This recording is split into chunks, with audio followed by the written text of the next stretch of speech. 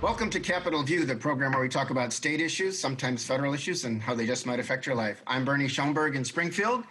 With me on the program today, Charlie Wheeler is back. He is a retired director of the Public Affairs Reporting Program at the University of Illinois Springfield. Before that, about the same amount of time with Chicago Sun-Times for a quarter century at the State House. Charlie, welcome back. Thank you, Bertie. It's always good to be here. Yeah, and another Sun-Times alum is with us, but his current position is as a reporter and a well-known one who does great stories, Dave McKinney of WBEZ Radio in Chicago. Dave, welcome back to the program. Bernie, good to see you. Good to see you.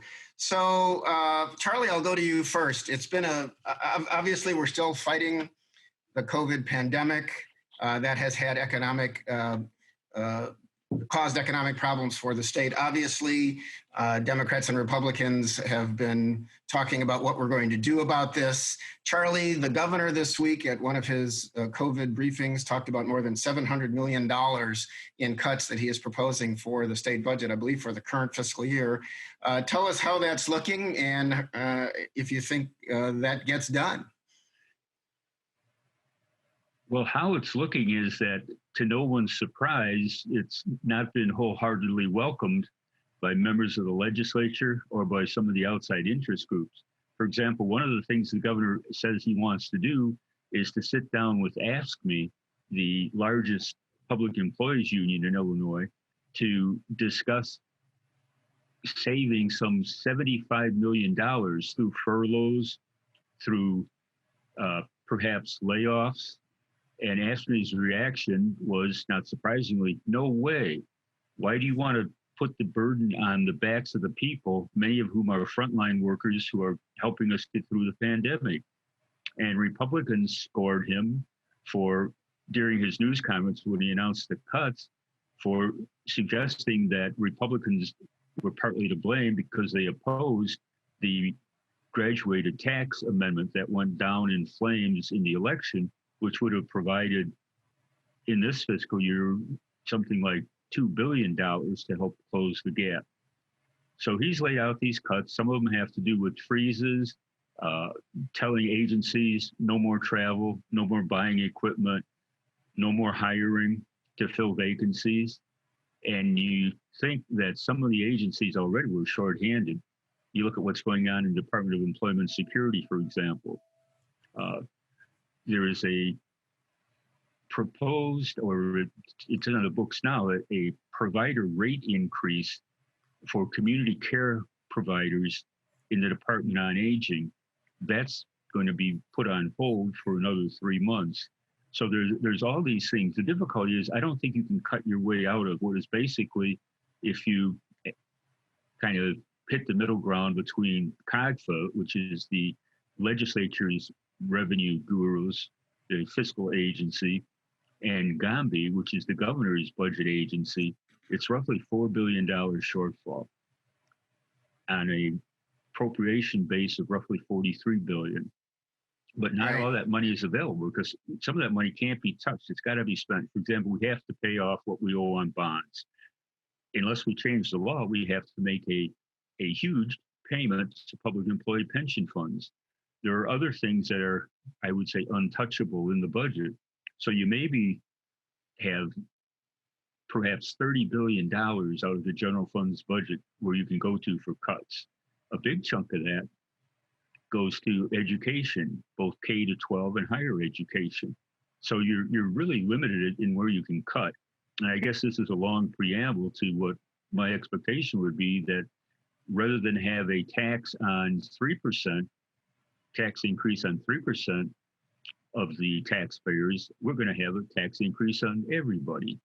Yeah, well, the governor has said he wants to do cuts first, so he's not talking about that tax increase yet. But Dave, we'll switch over to you, and we know, and we'll discuss a little more later in the program about Speaker Madigan and if he'll likely be Speaker again. But he has raised the possibility of, if the governor needs a tax increase, I would be there using my knowledge to help him get it. Dave, how difficult would it be for the legislature to raise taxes at this point? Interestingly, we just went through an election in November, and as I heard a state rep on the radio just yesterday pointing out how often they have to run for re-election because, by the late 2021, they'll be filing for their next election, which is the 2022. And how difficult will it be given those fiscal realities? And you think we'll see, as Charlie just said, some kind of proposal for a tax increase? Well, I wouldn't be surprised that we see a proposal for a tax increase, but I don't know if it'll wind up, going through all the channels and getting approved. I mean, I think, look, I think the way that the election went with the graduated income tax amendment, I mean, it almost has to be regarded as somewhat of a mandate. And I think that really makes it very difficult on Governor Pritzker and on the state as a whole. And I think it would be difficult when you have, the entire slate of the House going, facing this, I think it's September when nominating petitions start circulating, as you point out. Nobody's going to have the appetite to be doing tax increases, and plus, given the legal and political problems that Speaker Madigan has, I think associating a tax increase with him at this point would be like Chernobyl level radioactive, and I think that is that's a reality. So I think that Pritzker, I think he has tried to give himself as much, navigating room as he can. I mean, he has not committed one way or the other on this tax question, so he's got flexibility, of course. But you almost, in order for a tax increase to really stand any chance, you're going to have to get Republican support for it. And right now, there is not a single Republican I know of in the General Assembly that is ready to go that route. Right, and we'll have to see. So you'll continue to have these discussions back and forth. One of the things that I may have missed, but I've not seen the Republicans, either the Senate or the House, lay out their own laundry list of here are the cuts that we're going to make. Here are the prisons that we're going to close. Here is the amount of money we're going to take away from Eastern Illinois or Western Illinois or Southern Illinois, because that's the reality of the situation. People will say, oh, there's all this waste and mismanagement. They'll say, oh, we have to do something about pensions. And I'll admit up front, I now have a conflict of interest because I'm a retired state university retirement system beneficiary. But I just don't see where the dollars are otherwise. And as a matter of fact, before the election, one of the mantras that Lieutenant Governor Stratton and Governor Pritzker were saying was, if you don't approve the graduated tax amendment, there will have to be a tax increase on everybody else. At least Lieutenant Governor Stratton said that, because I think the governor was a little more coy in just hoping things would go the way it clearly did not. Yeah, but as I say, you just look at the numbers and where we spend the money, and it's not all waste and abuse. And even if you decided you want to do something about the pension payments, you either kick the can down the road or you change the Constitution. And the quickest that could happen would be November of 2022, and we just can't wait that long to deal with the budget. Charlie mentioned prisons there, and Charlie, I'm just going to stick with you for a minute, just for the historical perspective. The Thompson administration, it seemed like they were opening a prison, was it almost every year? I remember communities downstate were fighting for the next prison after they had passed, the really harsh laws, Class X felony laws that mandated a lot of prison time for a lot of people. And now, with so much emphasis on reducing prison sentences for drug offenses, letting people out if they have put in for that, there is talk. And one of the things the governor said is, let's look for ways that we can reduce what we spend on the prison system. That could mean closing a prison, which generally means downstate, Charlie. And I think you just alluded to that. Yeah. And as a matter of fact, if you go back to I want to say, it would have been probably 40 years ago, the beginning of, it was the late 70s, early 80s. We had, as you mentioned, Bernie, the Class X felony, which made mandatory prison terms associated with convictions for certain serious crimes. We also had the war on drugs, where we were starting to lock up people just willy-nilly. We also had a situation where for a number of years, law and order was the mantra. So legislators were falling over themselves to increase penalties, to create new crimes. It used to be, well, as an example, I used to tell my students this, that if one of the students slugged another one, that would be subject to so many years in jail. If they slugged me, then it would be a lot more because I'm a senior citizen, that kind of stuff. Well, in recent years, and I would give former Governor Rauner credit for this because he also pushed for it, we've changed some of those rules. We've tried to reduce the prison population. And if you compared what the level of prisoners compared to the rated capacity of the institutions, it's much lower now than it was, say, 5 years ago. So you could argue that, well, maybe we should close one of these prisons, particularly if we're no longer going to lock people up for having a little bit of marijuana on them. And of course, that would impact downstate because, if I'm not mistaken, the only prison within the Chicago metropolitan region would be Stateville in my home county of Will. Yeah, which is not exactly in the heart of Chicago. It's somewhat south. We've discussed, Dave, Speaker Madigan, Jim Durkin, the leader of the minority Republicans in the House, had called for hearings on if Speaker Madigan had acted inappropriately as a legislator. There were a couple of very high-profile hearings before the election. A lot was made of that, certainly by the Republicans. And now the hearings. There was another hearing this last week, and Chris Welch, the chairman, said the joke ends today. So where does this leave things with those hearings? I guess you could argue that the Republicans accomplished much of what they wanted. They didn't get Speaker Madigan to testify, which is something even Governor Pritzker says ought to happen. But there is a federal investigation continuing to go on. The Speaker isn't charged with anything, but those hearings are over.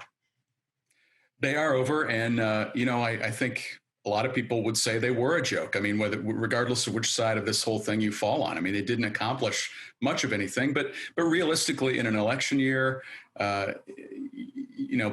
coupled with the fact that Speaker Madigan is clearly a focus of the federal government and it's not in his interest to go in front of a panel and, potentially implicate himself.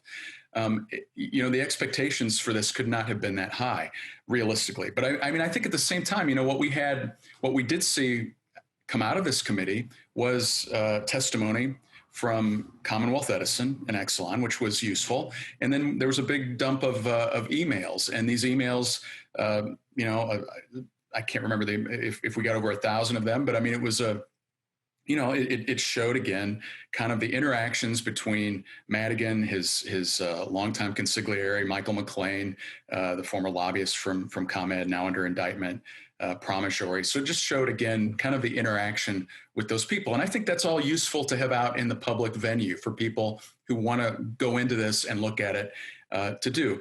But I don't think that there ever was a real likely chance that Michael Madigan was going to wind up being sanctioned by this committee. I mean, that's not been the precedent set in the past. I mean, usually when we saw Derek Smith, the former legislator from Chicago, expelled, I mean, that didn't happen until after he was indicted.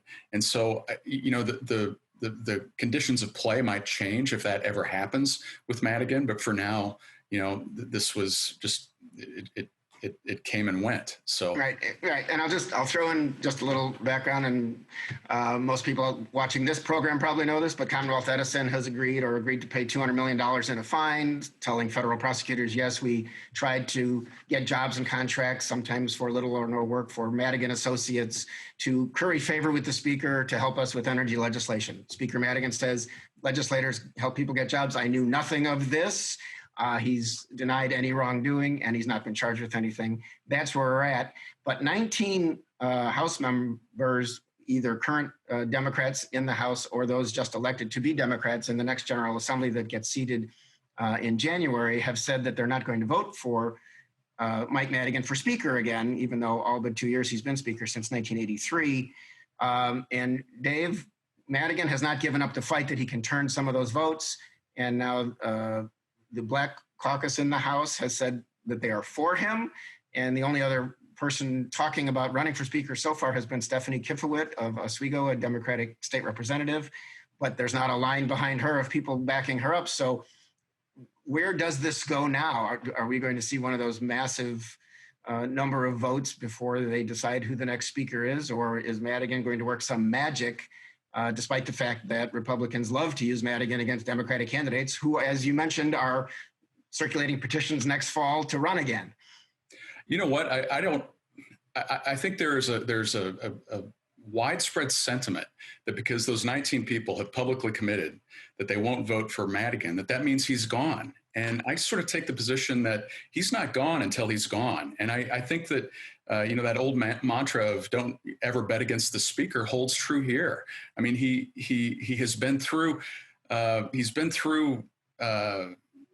decades and decades of this. I mean, he was a participant in that 1975 epic battle for speaker when Bill Redmond and Charlie, I'm sure, covered this. Yes. I would suggest to any viewers here who are, big enough nerds like all of us are for state government to go back in the transcripts, which you can find on the ILGA website, and read the floor debate over those 7 or 8 or 9 days and 93 roll calls about what happened there. Because, I did that. And what fascinated me about it was how, Richard J. Daley was in favor of this downstate legislator to be Speaker, Clyde Choate. So the Chicago delegation was behind Choate through, I believe, 39 of those 93 roll calls. And there's a floor speech in there from Mike Madigan saying that under no circumstances am I going to vote for anybody other than Clyde Choate, no matter if it's today or tomorrow or next week or whenever. And it was just set in stone. And then lo and behold, Richard J. Daley gets in his mind, well, you know what, this is not going so well for Clyde Choate after roll call. I forget how far into it went, but he changed gears. And then of course, Madigan flipped. And so the point there is that, somebody can be really dug in, as these 19 are now. And as we saw with Madigan, a generation ago, and change their mind. And there's so many factors here that come into play. As you point out, we have one candidate opposing him. And that is Stephanie Kifowit she's the chairwoman of the House Veteran Affairs Committee, veteran, she is an accomplished legislator. But you're right. I mean, there has not been a wave of enthusiasm that I've seen from other legislators backing her candidacy. And so absent that, who else emerges? We're not probably going to see anybody from the Black Caucus because they're all supportive, all but one of Speaker Madigan. And so that, it's like any election. Who is the opponent? And at this stage, we only know of one of them, and she hasn't caught fire yet. So I think until we see an indictment, if there is one, Madigan is kind of on autopilot, and it'll be interesting to see January 13th how this all shakes out.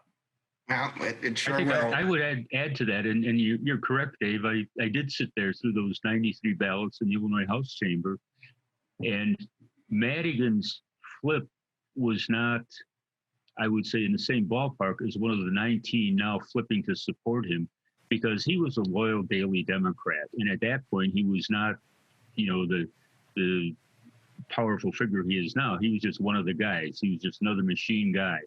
And when Richard J. said, go to Redmond, most of them went to Redmond. There were only a handful that stuck with Clyde Choate through the bitter end.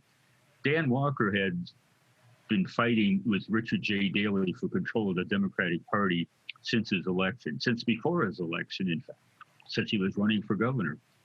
And he supported a guy named Jerry Bradley, who was a Democrat from Bloomington. And Bill Redmond was nominated as kind of an afterthought, and he was kind of lurking in the background. He was a backbencher, and if I recall correctly, when Daley and Walker finally decided to lay down their arms and back Redmond as a compromise candidate, Daley's explanation was that Redmond had, at one point, he had voted in favor of helping mass transit in Chicago. And so Redmond became the candidate of the two powerful Democratic leaders, but even he was not elected until a number of Republicans finally on that 93rd ballot switched from the Republican candidate to back Bill Redmond, who then became Speaker.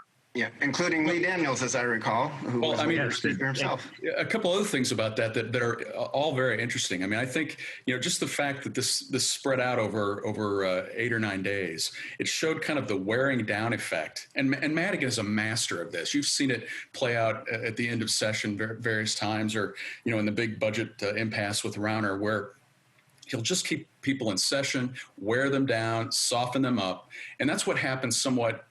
It appeared in that 1975 case. And a little footnote about Madigan is part of the deal. When Daley got immersed into this big speaker fight, he had a list of demands, and one of them was to make Mike Madigan the assistant majority leader, which Madigan wound up getting that perk out of this big speakers race, and he's on record. I mean, I've seen an interview with him where he talks about that one fact, that one promotion is why he's speaker today. The fact that Daley helped him get in the door as a condition of supporting Redmond.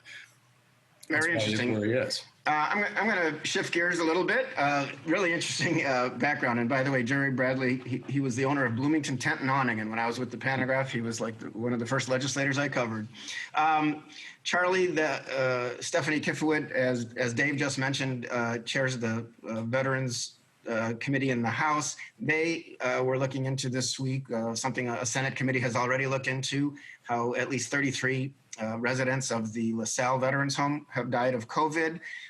Clearly, there were some problems there. It is part of the larger pandemic that is still going on, despite the fact that a vaccine is being distributed and has started in a few cities in Illinois for healthcare workers. So, Charlie, it's just an indication they had some problems at the LaSalle home that need to be fixed, and they've already replaced the person in charge there. Yeah, and I think the latest reports is that they have the pandemic under control in the veterans home. But yeah, there were some steps made right at the very beginning in terms of not notifying immediately all the appropriate folks. There were investigations that showed, for example, they were using the wrong kind of hand sanitizer, some kind of, I don't know what it would have been, but it didn't have alcohol in it, so it was useless to fight the COVID vaccine. There was another incident where some of the staff weren't following the proper protocol. They were in the lunchroom without masks and too close to one another. There was another case in which someone who was tested positive, a staff member, was kept on. Now, the explanation in that case from the administration at the home was, well, this was the middle of the night. We couldn't find anybody else to replace her. She was only dealing with people who already were infected with COVID, so it wasn't really that big a danger. But the situation is not good, and particularly when Governor Pritzker criticized former Governor Rauner heavily for what went on in the Quincy Veterans Home, which, of course, Dave was one of the people who broke that story. Indeed. Yeah, interesting. Well, we hope that things continue to be better there. And with another holiday season coming up, the governor and public health officials are telling people, please keep up the mask wearing, the distancing, and not having big family gatherings. So we'll see what goes on. Dave, another kind of historical thing that got a little notice this year was the Electoral College met in Springfield in the House Chamber. Unshockingly, in Illinois, Joe Biden and Kamala Harris got all 20 votes, but that did come after a couple of Illinois congressmen, a couple of Republicans, Mike Bost and Darren LaHood, had signed on to a lawsuit. They were among 126 members of the U.S. House who signed on to a lawsuit asking the U.S. Supreme Court to perhaps overturn votes in Michigan, Georgia, Pennsylvania, and Wisconsin because of mail-in ballots. That fell by the wayside with a rejection by the Supreme Court before the people met in Springfield, the electors. So Democrats had their say in Illinois. Yeah, and without the waves and waves of supposed election fraud that Republicans have talked about elsewhere in the country. I mean, I think that LaHood and Bost, I'm not surprised by the positions they took on this, given the districts that they represent. They're heavily Trump districts. But I think that they're, until we see direct evidence of what kind of fraud allegedly went on, this is all kind of meaningless, and it's actually arguably harmful. And I think that there has to be some accountability for that, because to make a claim that there was fraud on this scale, show the evidence. And there have been so many times, 60 plus times, where these cases have gone into various legal venues, and that hasn't happened. So, right. And in Illinois, there was never really a serious question here anyway. So we are where we are, and Biden was a clear winner. That about ends our time.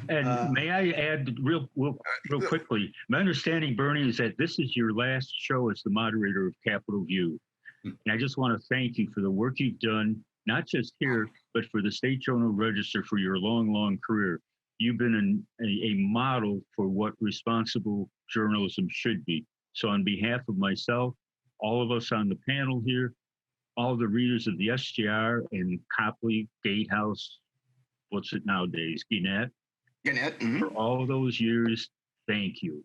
Well, thank you. And I know I've been on the show at least 25 years, when Ben Kinningham was the host of Enlightened Conversation, the predecessor to this show. So Dave, Charlie, thank you so much. And thank the viewers for watching. I'll be around, staying in Springfield. We'll see what happens. And it's been a real honor to be here too. So thanks for watching, and somebody will see you next time on Capitol View.